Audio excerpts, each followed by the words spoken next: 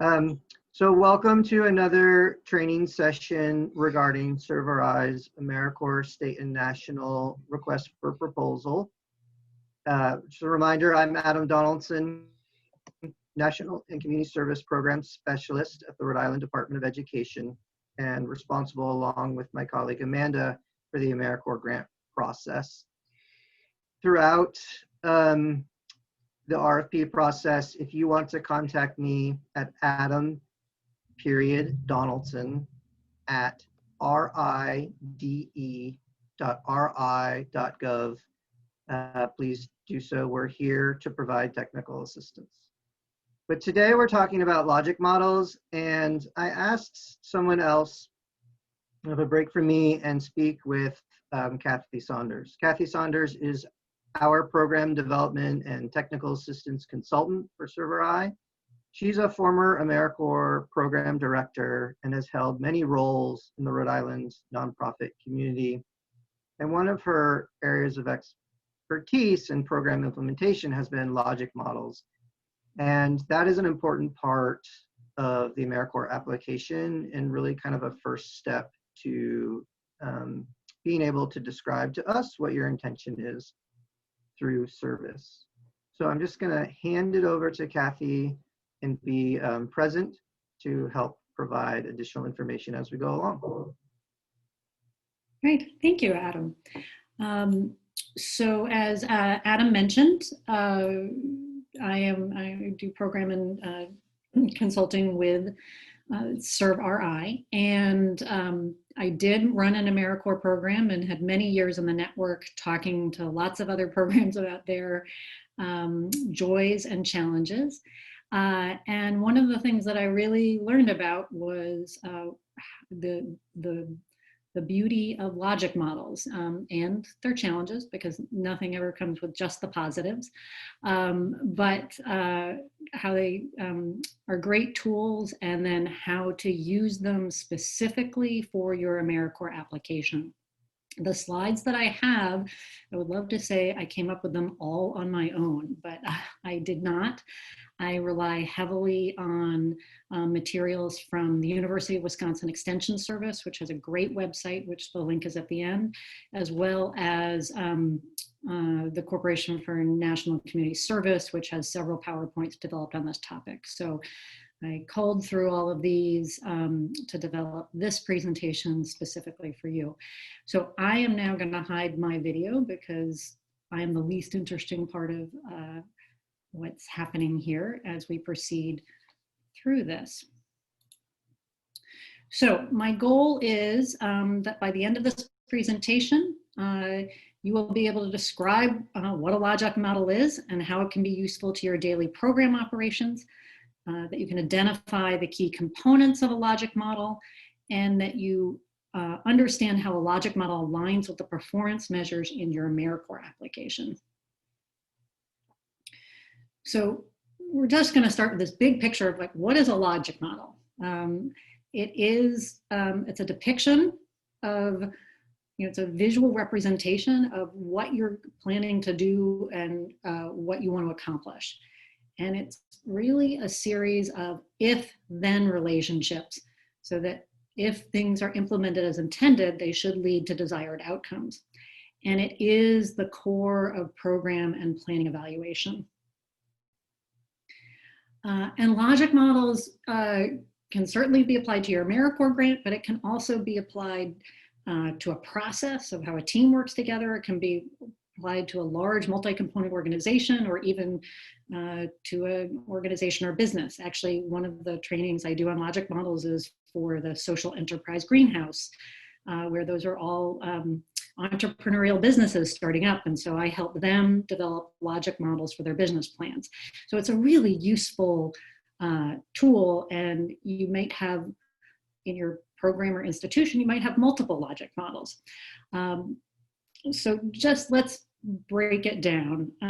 I actually just, for the people we have on the call right now, if you can just put in the chat, have you ever dealt with logic models before, or is this one of your or are you relatively new? Like if you scale 5, like I've written so many grants with logic models, I use them in my program planning.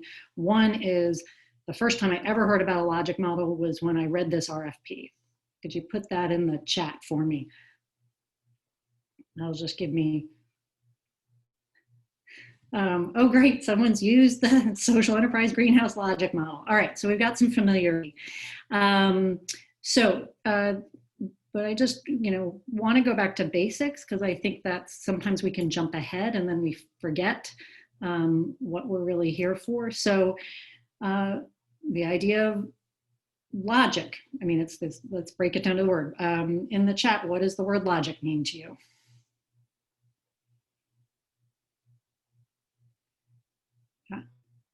So, we think of logic being something that's maybe sequential, or logic is something that is rational or follows an expected outcome.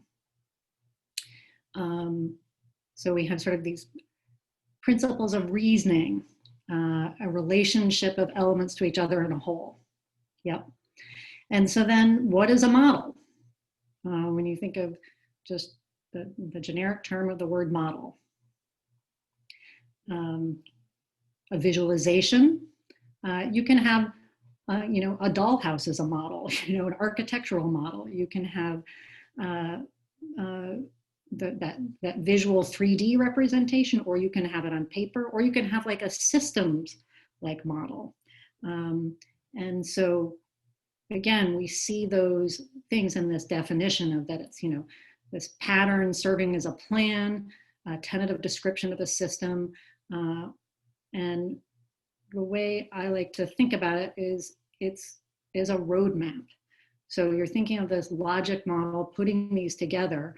If we want to get to San Francisco from Rhode Island and we just start willy-nilly driving and we end up in Canada, it's because we didn't actually think through the logical steps of where we wanted to go. But that roadmap, when you pull it up on your phone, or remember in the old days when we had those triptychs from AAA, for those of you who are old enough, we can use that to help be a reference point to keep us on track and to help us think about what we need to do to plan to get there. Like, oh, we're going to be driving through Minnesota in November. We probably should bring a coat with us, things like that. Okay, so back to the serious stuff. So a logic model is connected to a theory of change. So you have to start with this idea that you have this underlying idea of how and why you believe your intervention will actually make a difference. So it's got 3 elements. You have a community need, you have there's a problem you want to solve, there's a need that you see in the community, then you have a plan for a specific intervention, something that you can do, and you believe that if you do that intervention, you're going to have this intended outcome, you're going to have this change. And you will see later that the theory of change is really critical when we get to your AmeriCorps application as well. But really with any logic model, this has to be the starting point of what's the problem you're trying to solve, what are you going to do, and then what do you hope will be the result of that. So I'm going to just run through some examples, and we'll keep it sort of very base level just to make sure we're all on the same page. So let's say we have this nutrition assistance program. Well, we have this problem that families suffer from poor nutritional health related problems. The intervention is going to provide nutrition education and referral services. And our intended outcome is healthier families. So our theory of change is that we can solve this problem with education and referral, and that the community will be healthier. And so the logic model cascades from that theory of change. and it is broken down into this visual representation of the theory of change. So we have that community need, but we're going to do that intervention. Well, that intervention involves inputs. What do we invest? What are the program investments? And then that's going to result in those the results, the outcomes. Which first there's outputs. It's sort of like, what do we do? What are the activities, and who do we reach? How many people participate? And then the outcomes really are the change that you want to see. So inputs, what you put into that intervention, the outputs, what are the activities you do, what is the participation in those activities, and then the outcomes, again, are the results and the change you want to see. So we'll walk through a couple really simple, everyday examples. So we have the community, you have this need of, I've got a headache. What's the input? You're going to put in, some aspirin. What's the output? What's that activity you're going to do? You're going to take the aspirin. And what's the result, the outcome? I'm going to feel better. Okay, very basic. Same now if we look at sort of a bigger program. Someone's hungry, get food, eat food, feel better. So, these are very simplistic, but then they can be expanded out. Oh, I'm not progressing. There we go. This is always a fun example for me because it sort of shows how a logic model can be used in so many different kinds of planning tools. So if we've got your everyday logic model for a family vacation, this intended goal that you want is the family to have a good time together and to bond. So you got to think about, well, what is this going to take? It's going to take, obviously you need your family members, you need a budget, you need a car, you're going camping, so you need camping equipment. So what are you going to do? You're going to go to the state park, you're going to set up camp, you're going to cook, play, talk, laugh, hike, and everybody will be bonded. Okay, so participants, is this guaranteed to work? If we do this logic model, is this what is going to happen? Is there anything that could go wrong here? And I invite everybody on the webinar to pipe in the chat. Let's say, for example, the kids get in a fight and they fight the whole time. Or the park is closed due to COVID restrictions. So you drive to the park and it's closed. And then then that isn't guaranteed that's what's going to happen. So you may need to go back to those inputs and say, hey, we need some different inputs in here. And I love one of our participants has suggested, ask the participants for input. Is this just, mom saying we're going on a family camping trip because, or are we saying, hey, if we went on a family camping trip, how would you like to set it up? What would you like to bring? What, do we need, what are the pieces? So you get that participation. So there's buy-in from the beginning. That's a great suggestion. So the logic model becomes this thing that you can keep revisiting to say, am I missing something? Oh, I don't have participant input included in here. Oh, I didn't take into account, for external factors like a park being closed or it being a hurricane in this plan. So that's a logic model can help you test your theory, the theory of change, or is there something missing in your intervention that you need to really look at? Any questions about this before? I've been moving along quite quickly, but I'll give an opportunity if anybody has questions, please put them in the chat at any time.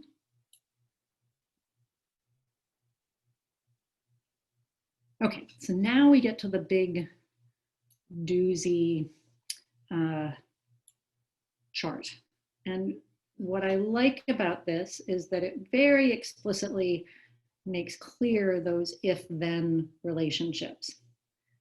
So again, we talked about the parts of the logic model that there's those inputs, the outputs of what you do, and then those results that are short. And then here we talk about them short, medium, and long term. So, so this idea of certain resources are needed to operate your program. And if you have access to them, then you can use them to accomplish your planned activities.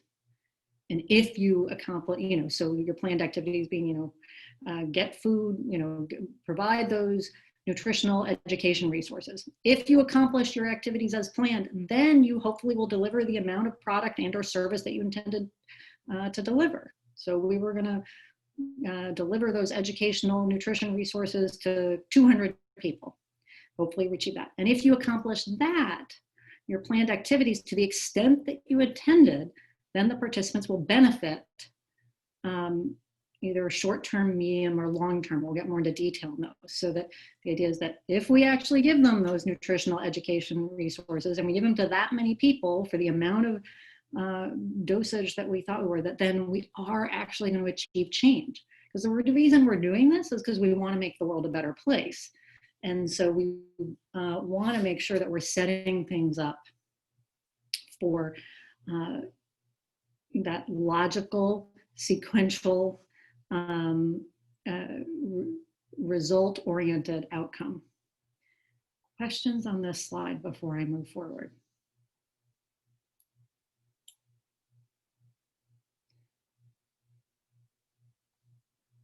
Now, this cartoon is one of my favorites, and I think it helps clarify why a logical model can be so important.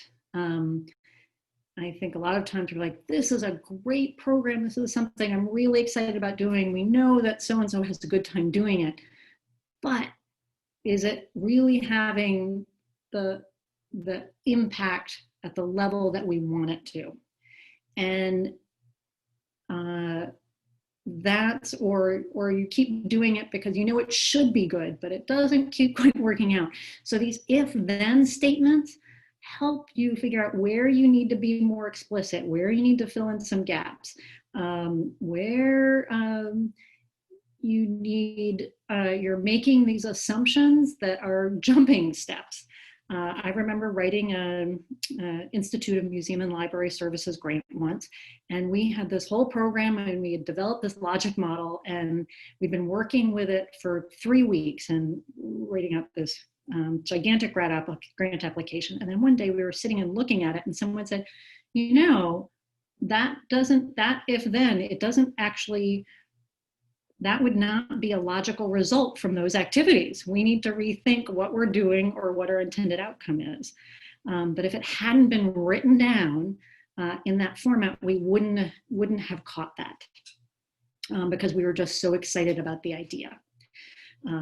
So I think just remember how a logic model can really help you clarify and define your program development needs. All right, so we've been talking, or I've been talking a lot at you about logic models in general. I'm going to shift now to be specific to the AmeriCorps logic model. So the key components of the AmeriCorps logic model will reflect what I've already shared with you, but it is this idea of inputs, activities, outputs, and outcomes.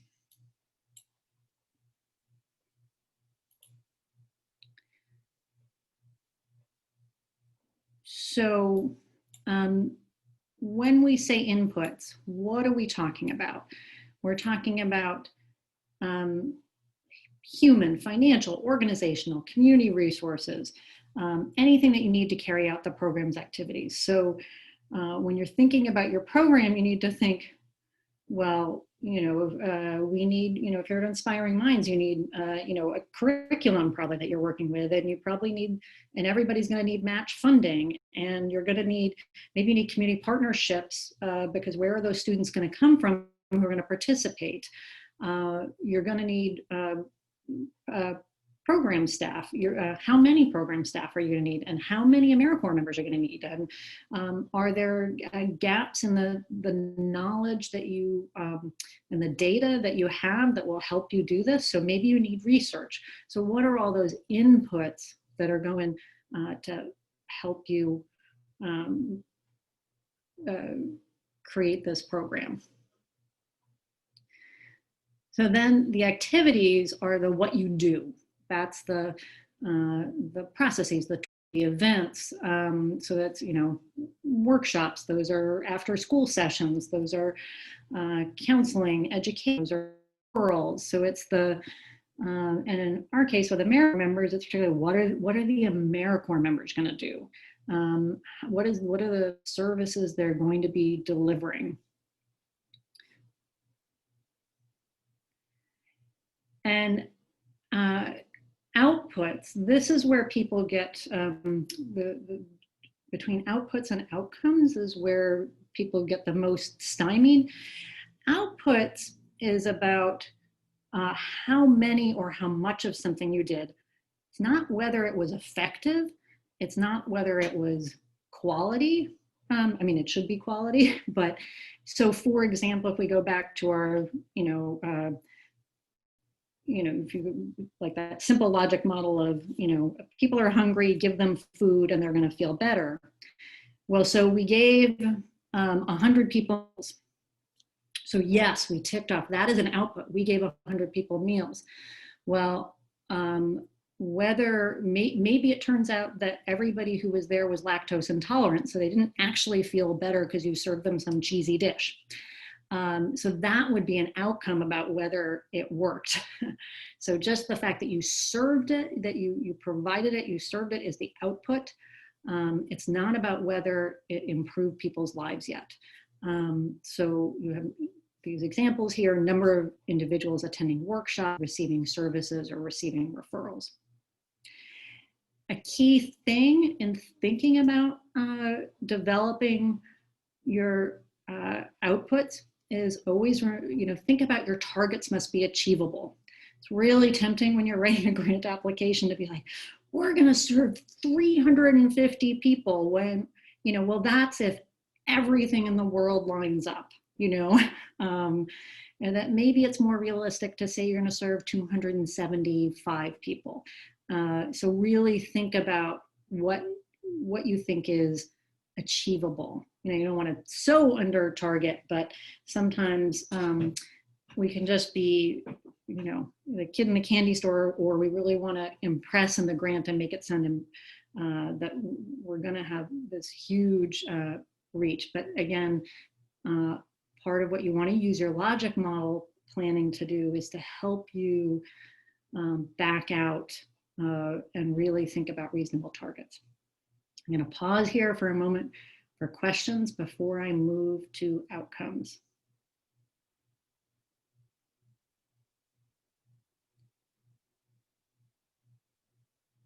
All right, speeding along here. So the key components of a logic model in terms of outcomes, those are again the benefits, those expected changes, and we think of them as short, medium, and long term. So let me start with long term. Long term is what I think of the thing that is in none of our capacities really to measure, unless we had some huge Department of Education or NIH grant that gave us a 15-year longitudinal study.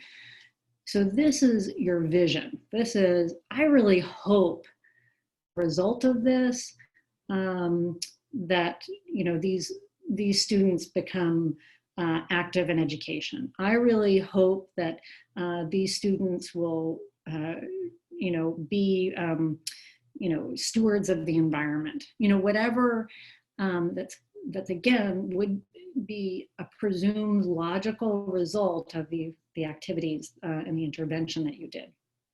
So in terms of your grant application, you want to keep that out as your kind of eyes on the prize, but that's not something that you're going to be able to say that you're going to be able to do in a 3-year grant. So you don't even need to try. So jumping back to the other end, short term, those are the immediate things that are observable really while your participants are with you. So those are things, we talk about change in knowledge, skills, and or attitudes. And so those are things that, self-assessment surveys or staff observation really can result that, whereas a medium or term outcome would be something that's a little bit farther down the road that might be seen a month or two after participating in your program. And those can be observed in some other ways. Yeah, so with those, distinguishing those between the outputs in short and medium long term, or output short term and medium term, I think that's where a lot of people get tripped up in their working on their logic model for their AmeriCorps application, and it's hard. So it's could take several drafts and working with your program staff to figure that out. And again, I'm going to reiterate that when you're working on your narrowing this down, the targets must be achievable. All of them are going to have improved, knowledge.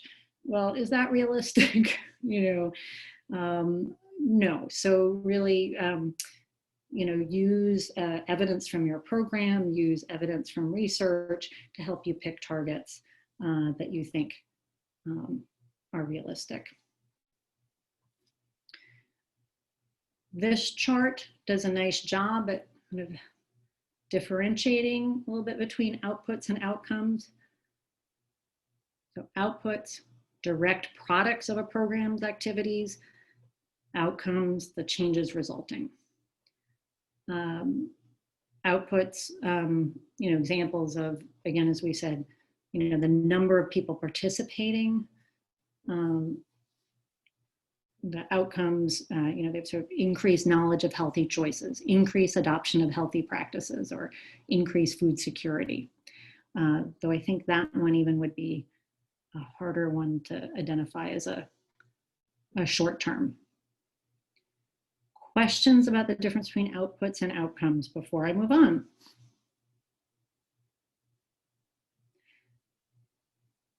All right. So how to read a logic model. You read it from left to right. There's 2 sides to a logic model. There's what we call the process side and the outcome side. So the process is that inputs, activities, and outputs. That's really what you do. And the outcomes, again, are those results.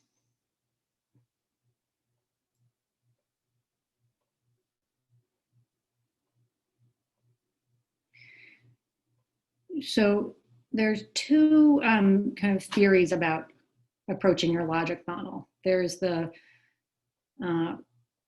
reverse logic and forward logic. And I'm going to talk about the forward logic first, even though that's not the order of the bullets here.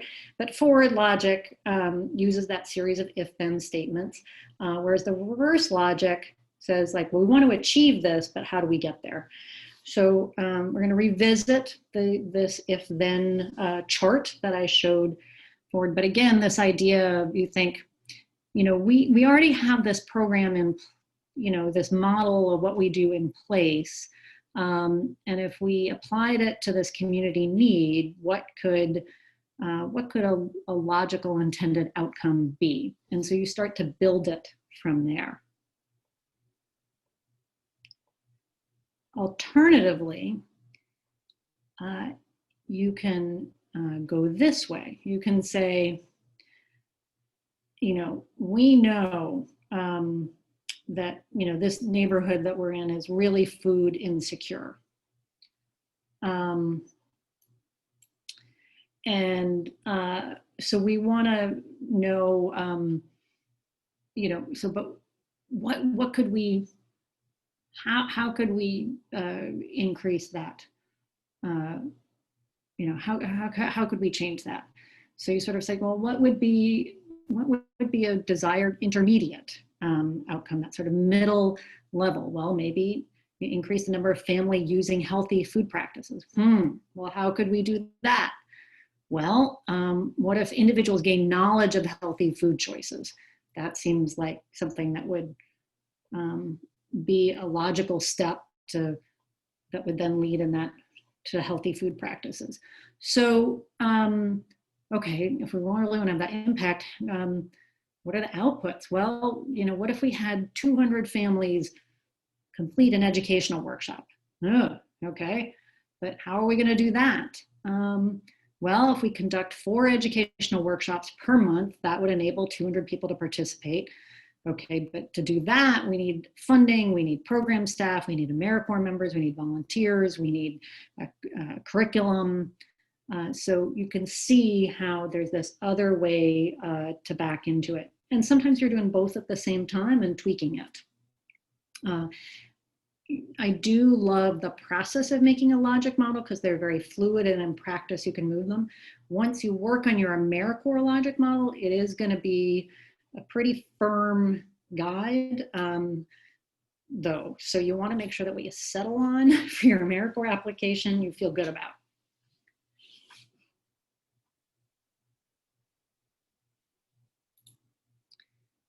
Okay, so I just want to walk through an example here. So we've got this community ACME center. They hear from youth that they do not feel safe attending school. They theorize that AmeriCorps, there are many fights and student suspensions are rising. They theorize that AmeriCorps members could teach a nonviolence program to give students new tools to resolve conflicts. Well, what would this program's logic model look like? Well, first, before we dive into the logic model, we need to make sure we're clear on our theory of change. So this is where I'm going to ask for a little group participation. Theory of change, we've got a community problem and need, you've got an intervention, and you've got an intended outcome. So what is the, type in the chat, what is the community problem or need? And this is where you state the obvious. Like one of the key things with the AmeriCorps application is state the obvious. If there's any trick thing to your AmeriCorps application, I would say it's state the obvious. So what's the problem or the community need that we're trying to solve here?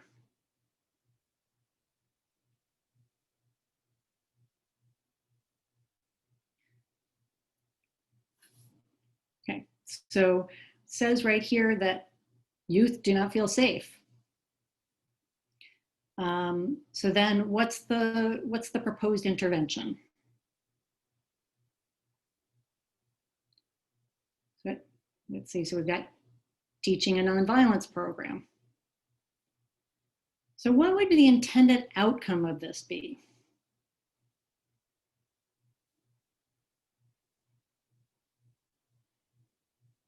Well, we hope that youth would feel safe. So if we, then write this out in those steps of here's your community need, intervention, intended outcome, this is going to become the basis of your entire grant application.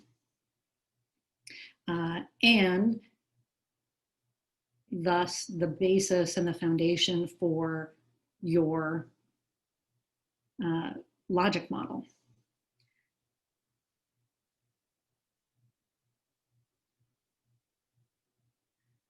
So in the grant application, the AmeriCorps logic model looks almost exactly like this. It's a little formatted to fit on the PowerPoint screen, but these are all the components that you can see that we have inputs projected with the projected resources.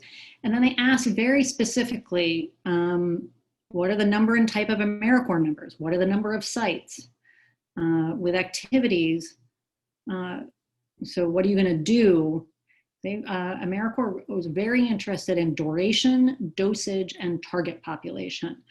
So duration, how long will this program last? Dosage, like how frequently is it going to be? How frequently or what the quantity? So it's, is it just one intervention or is it an extended term intervention? They want to be very clear and explicit about that, and they want to know who you're serving. And then direct products from your delivery. The thing they're most interested in is the number of beneficiaries served. Then there are short-term, medium-term, and long-term. And remember, long-term, you are not required to put in your application. Long-term is that eyes on the prize, long-term vision.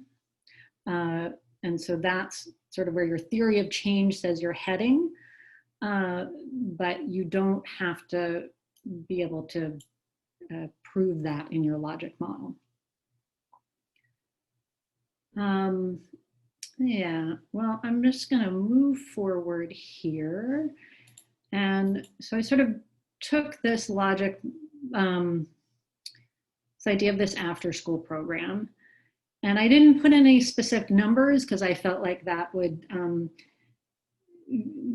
didn't want that to be the distracting point, but what we invest. Remember, they wanted to know how many AmeriCorps members, if there's, so we have, X number of full-time AmeriCorps members.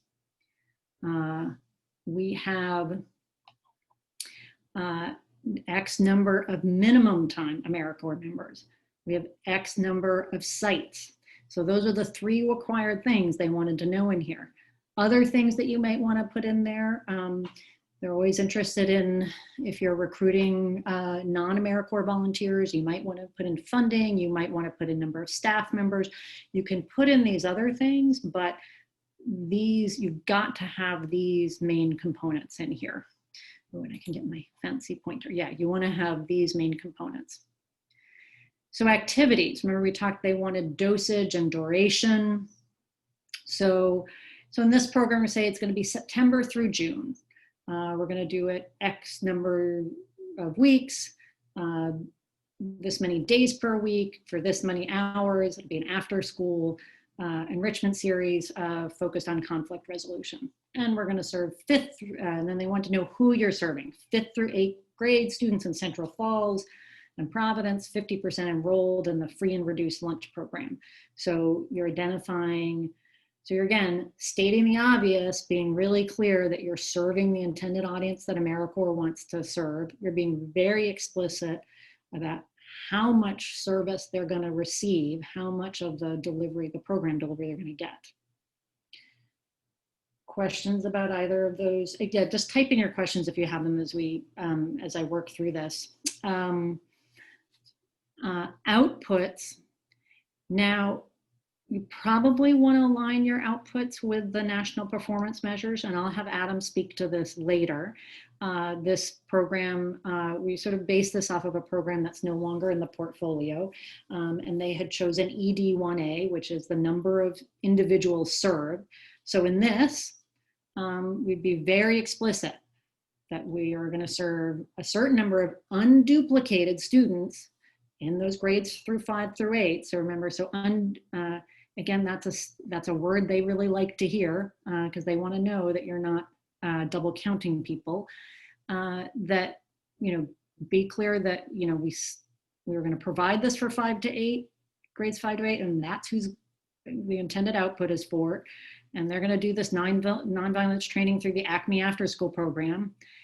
And to complete the training, the students must complete at least X number of 1-hour lessons. So again, being really clear about how much of the product, the product, I hate calling our work the product, but the product that we're doing.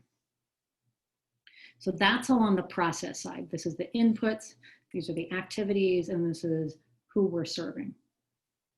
So then you want to talk about your intended goals of the change you hope that you will see. Well, with this program, most programs will have, well, every program should have a short-term outcome. So changes in knowledge, skills, and attitudes. For this program in our sample, we have a certain number of students will understand principles of conflict resolution as evidenced by pre and post surveys. And I believe, Adam, you can correct me, it's still the guide in AmeriCorps that you don't say percentages of students, you need to give a number. So you can't say 75% of students, you need to put in a target number. Again, think about those targets that are going to be realistic. So here, back to, I think Melissa had a question earlier about examples of measurement. So a pre and post survey could be one kind of measurement you could use. Numbers, medium term. Yep. Numbers, that's correct, not percentages. Yeah, numbers, yeah. And then we get to medium outcome. Some programs may only have a short-term measurable outcome in their logic model for the grant. Some may have a short and a medium. This program example has a medium of looking at ED6, which is the number of students with increased attendance, because part of their theory of change, which if I had written my theory of change better, see, this is finding the flaws in your process as you go through, is that that knowledge of nonviolence would also, and that feeling safer in school would mean they would attend school more often. So here, the ACME program is partnering with the schools to get data about attendance, to measure, again, unduplicated students, that they're missing fewer days of school. And then again, we get to that long-term outcome of students will grow up to have a lifelong commitment to nonviolent conflict resolution. Okay, went through a lot there. Questions on this specific example? And we can also at the end cycle back to specific questions. So just to reiterate,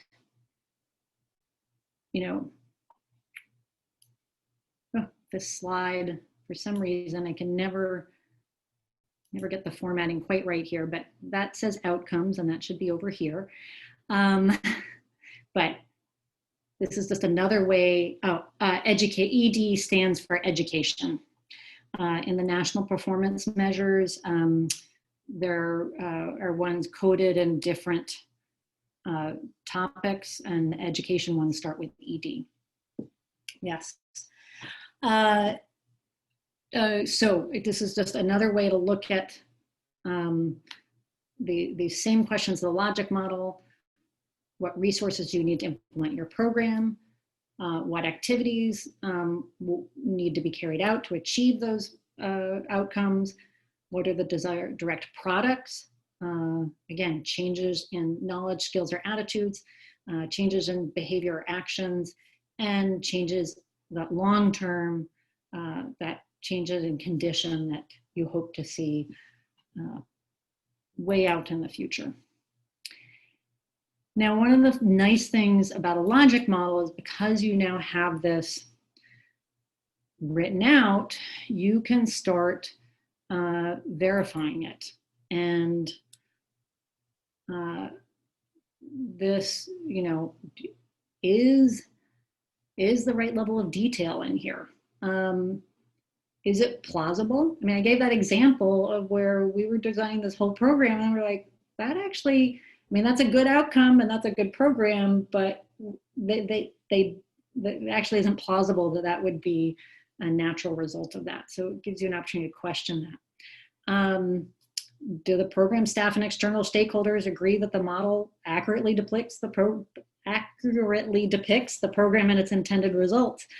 That's another really great question of, if that making sure that we are, AmeriCorps grant is a big responsibility, and it can't be just one person. So it needs to be that all the people are going to have to participate really believe that these are the inputs, these are the activities we're doing, and that we're working towards the shared goal. That gives you a really nice way to put it up. I was helping a program a couple years ago work on their grant application. They had a planning grant with us, and we took a big whiteboard and drew out that model. I showed you a couple of slides back, and we just started brainstorming, like, what are possible inputs? What are all of these? And then we started to connect the dots and realize, that doesn't really belong in here, or, ooh, got to answer this question. So that visualization really helps you have that conversation with the stakeholders.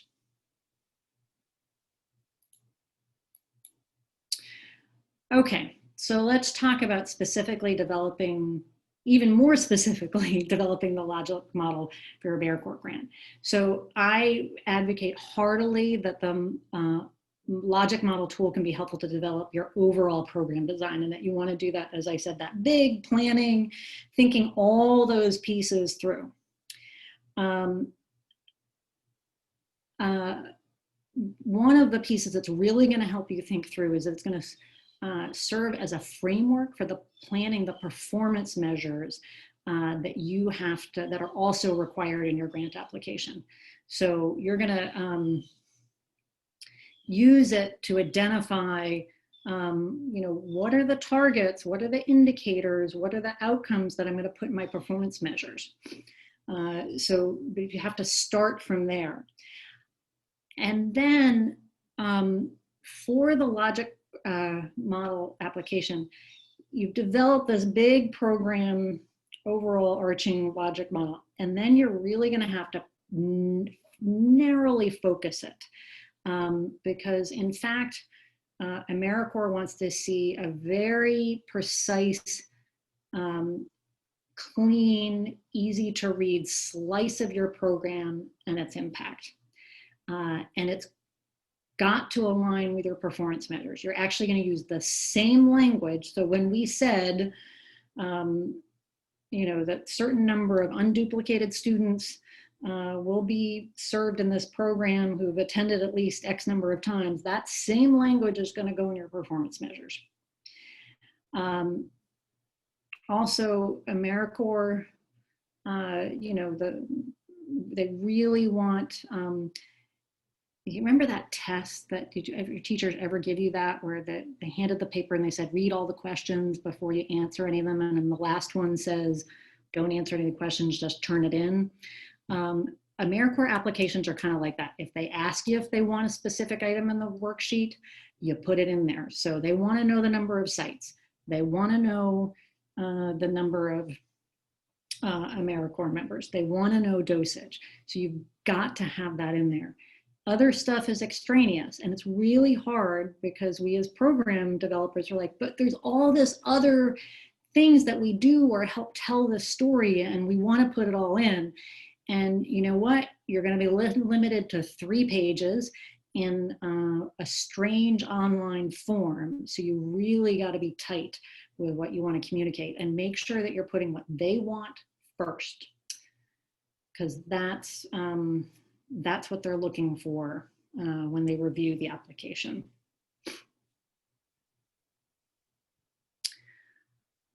And I want to just cycle back and revisit again a little bit this idea of examples of outcome measures and what data sources could be. And I think this goes to a question that was in the chat earlier. If you've got this idea of increased healthy food choices, well, your data source down here, you'll see pre and post surveys and a matched comparison group of non-beneficiaries to see if they're demonstrating a greater understanding of benefits of good nutrition. A medium-term outcome of increased access to more food options, So a measure of that would be increased individuals enrolled in food assistant programs, and you would know that by administrative data records. So just like with that after school program that was accessing school data records, finding some of those, partnering with the right people who can give you that data. And again, these long-term, you got families are healthier, well, pre and post health records of beneficiaries and match comparison, that level is beyond what the capacity of a 3-year AmeriCorps grant is, but you would hope that would what would be somebody would observe if they were to do such a study. So we are coming to the end. I wanted to share a couple of resources. Many of the slides here came from these sources. There's the Kellogg Foundation Logic Model Development Guide, the Innovation Network Logic Model Workbook, the University of Wisconsin evaluation pages have great resources. The CDC actually has great resources. And then I'm just going to skip ahead for a minute. The Corporation for National and Community Service also has several web pages devoted and with PowerPoints that you can download on these topics. And so that brings us back to questions. So I'm going to stop sharing for the moment. And I'm going to start my video. And I will take any questions. And I don't know if this is the part you want to still keep recording or not, or for people to feel free to talk. Well, I was just going to address performance measures a little bit, Kathy. So on October 2nd, in the same format, we're having a live presentation and recorded for the RFP, a training session on performance measures and the evidence section of the application. It's kind of, because they're so closely aligned, it is hard to separate, logic models from performance measures from X part of the application. But when you develop an AmeriCorps application, you're required to have at least one output and one outcome that are called your performance measures. And while you can have more, we recommend that you only have one output and one outcome that's aligned to it for the application process. And those can be either selected from a menu that AmeriCorps has created called the National Performance Measures, a link to which is on our website, serverideisland.com/grants, as well as the AmeriCorps website. That covers different focus areas: education, health, supporting veteran and active military personnel, disaster recovery, and some other focus areas. And each of them are coded in the grant management system, eGrants. That's why you saw ED1 referring to the first performance measure in education. And that's where those designations came from. You can also create an applicant-determined output and outcome. It's perfectly fine. That is not part of those national performance measures, not on the menu, so to speak. And we're happy to help you do that. Each performance measure has some specific requirements. It'll tell you, we want you to do a survey, we want you to have administrative data to count and give you some general guidance to the targets that they're expecting. We mentioned earlier, it's numbers, the amount of people, the amount of trees, the amount of land, the amount of students, as opposed to a percentage in most cases.